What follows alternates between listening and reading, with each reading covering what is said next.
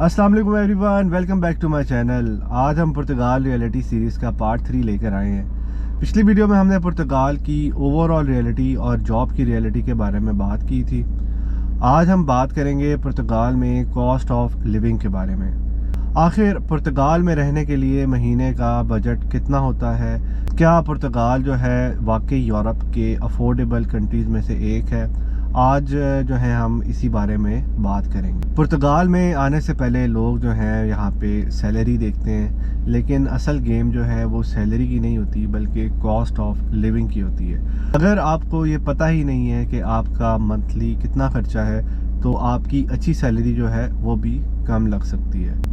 अच्छा, तो सबसे पहले हम बात करेंगे सबसे बड़े खर्चे की। सबसे बड़ा खर्चा जो है पुर्तगाल में वो आपका रेंट होता है। अगर आप लिस्बन या पोर्तो जैसी सिटीज़ में रहते हो तो आपका जो शेयर्ड रूम है या जो आपका नॉर्मल एक रूम है अपार्टमेंट में, वो आपका 400 से 700 के दरमियान जो है वो हो सकता है। और अगर आप एक स्टूडियो अपार्टमेंट या T1 T2 अपार्टमेंट लेना चाहते हैं तो उसकी कॉस्ट जो है वो इससे भी ज़्यादा बढ़ जाती है। नॉर्मली अगर आप एक स्टूडियो अपार्टमेंट लेते हैं तो उसका 700 से 800 900 तक रेंट होता है। और अगर आप T1 लेना चाहते हैं तो वो तकरीबन 850 से जो है आपके T1 स्टार्ट हो जाते हैं। ये रेंट सिर्फ लिस्बन और पोर्तो मेन सिटीज़ के हैं। इनके आसपास जो है वो इतना ही रेंट है, लेकिन अगर आप थोड़ा सा दूर चले जाएंगे तो रेंट थोड़ा बहुत कम हो सकता है। पुर्तगाल में आजकल हाउसिंग सबसे बड़ा चैलेंज है और स्टूडेंट्स और जो न्यू कमर्स हैं उनके लिए सबसे ज़्यादा स्ट्रगल जो है वो इसी चीज़ में होती है।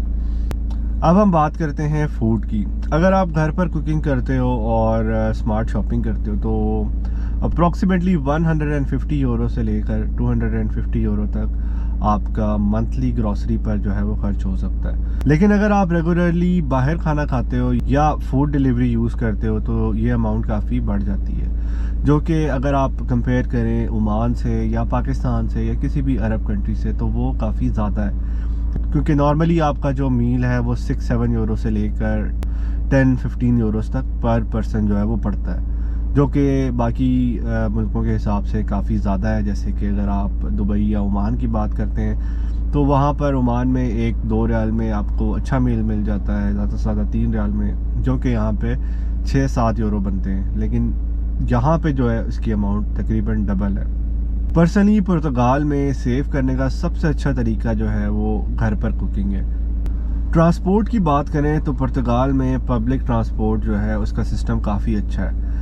मेट्रो बस और ट्रेन इजीली अवेलेबल हैं। लिस्बन में मंथली ट्रांसपोर्ट पास अराउंड 40 यूरोस का बनता है, जिसमें आप लिस्बन के सारे एरिया में जहाँ तक लिस्बन कंटोन पड़ता है उस एरिया में आप सारी पब्लिक ट्रांसपोर्ट यूज़ कर सकते हैं, जिसमें आपकी फेरीज़ भी आती हैं, बसेस भी हैं, ट्राम्स भी हैं, उसके अलावा आपकी ट्रेन्स भी हैं, लेकिन सिर्फ लिस्बन के अंदर।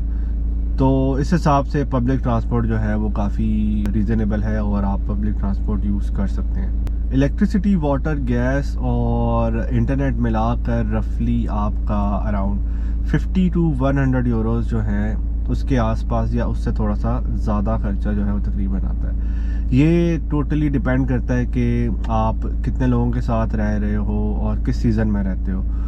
विंटर्स में यूजुअली इलेक्ट्रिसिटी का बिल जो है वो ज़्यादा आता है और नॉर्मली जो आपका हीटिंग सिस्टम है वो यहाँ पर घरों पे नहीं होता, इस वजह से आपको इलेक्ट्रिक हीटर्स जो हैं वो यूज़ करने पड़ते हैं। अब हम बात करेंगे आपके डेली एक्सपेंसेस, फ़ोन और एंटरटेनमेंट के बारे में। Phone package, coffee, occasional eating out और छोटी मोटी डेली एक्सपेंसेस जो हैं वो भी बजट का हिस्सा होती हैं। ये इजीली आपको 50 to 100 यूरोस तक जो है वो आपके एक्सपेंस में ऐड करती हैं। यहाँ बहुत ज़्यादा फ़र्क पड़ता है कि अगर आप स्टूडेंट हो या फुल टाइम वर्कर हो।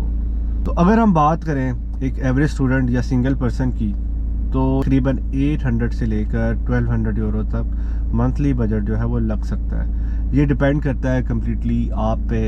ये मैं बिल्कुल एक एवरेज की बात कर रहा हूँ। अगर आप ज़्यादा शेयरिंग पे रहेंगे तो आपका एक्सपेंसेस से कम होकर अराउंड 500 यूरोस तक पड़ जाता है। लेकिन अगर आप प्राइवेट अकोमोडेशन में रहना चाहते हो तो ख़र्चा जो है वो काफ़ी इंक्रीज़ हो जाता है। अब रियल बात करते हैं। पुर्तगाल कुछ कंट्रीज से अफोर्डेबल ज़रूर है, लेकिन अब उतना चीप रहा नहीं जितना लोग सोशल मीडिया पर समझते हैं। आजकल रेंट्स और लिविंग एक्सपेंसेस जो हैं वो काफ़ी बढ़ चुके हैं, इसीलिए पुर्तगाल आने से पहले आप सिर्फ सैलरीज नहीं बल्कि आप अपना पूरा मंथली बजट देखें और उसको ज़रूर समझें। तो ये थी पुर्तगाल में कॉस्ट ऑफ लिविंग की रियलिटी।